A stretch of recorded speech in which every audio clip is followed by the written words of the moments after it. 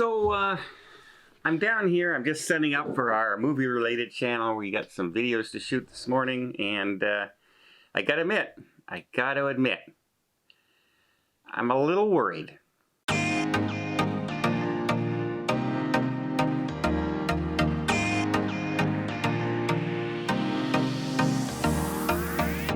All right, now here's what I'm concerned about.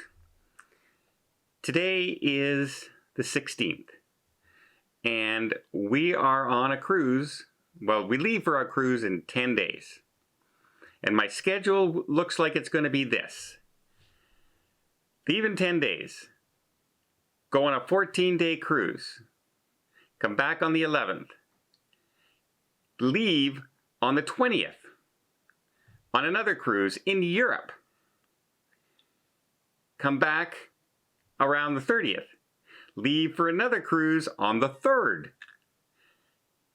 for 14 days, come back from that around, what date does that one bring us back? The 18th, and then 15 more days, and I'm flying to Europe again. And I'm not concerned. I'm a little worried because of that new variant that's out there with COVID and everything, that I'm going to catch COVID on one of these trips. And here's the thing: I'm not worried that I'm going to be sick. I'm not worried that I'm going to end up in hospital. If I catch it, I'm pretty sure it's just going to be mild. I'll have some symptoms. I might be tired, etc.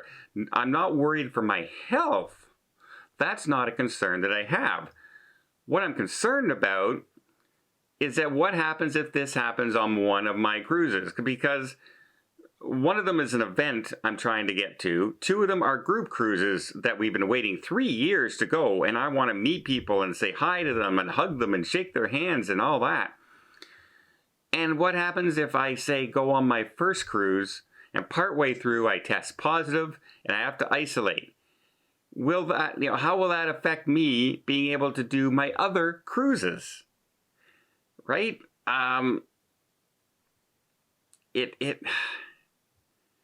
Because there's this thing where you're supposed to have to wait 30 days after you've had COVID before you're allowed to go flying and cruising again, even if you test negative. That's my concern. And I don't normally have these concerns, and I wouldn't have these concerns if there wasn't group cruises.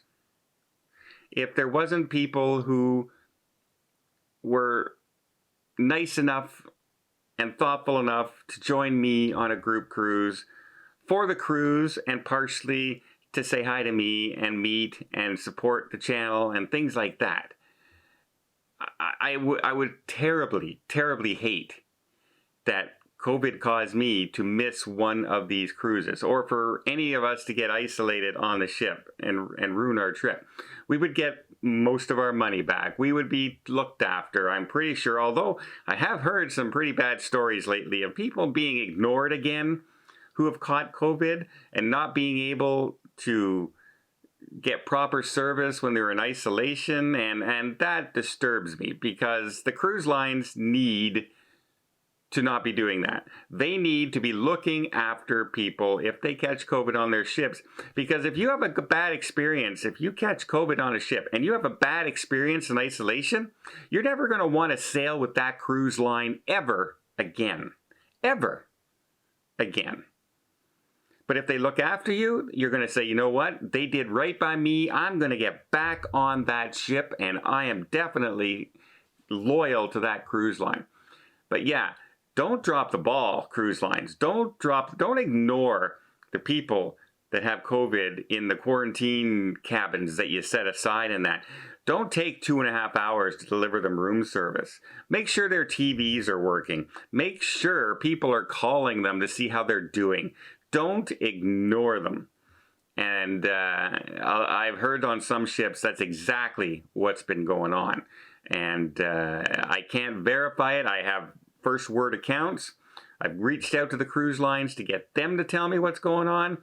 They're being hush-hush about it. But yeah, if I guarantee you, folks, if I catch COVID on a cruise ship and I'm isolated on that ship and they treat people horrible, you're going to know about it firsthand, because it's going to be a firsthand account. And I would not care if they were paying me millions of dollars to be on that cruise ship. No one pays me money to get on a cruise ship ever. But yeah, I would definitely report on that. But yeah, that's it. It's been weighing on my mind.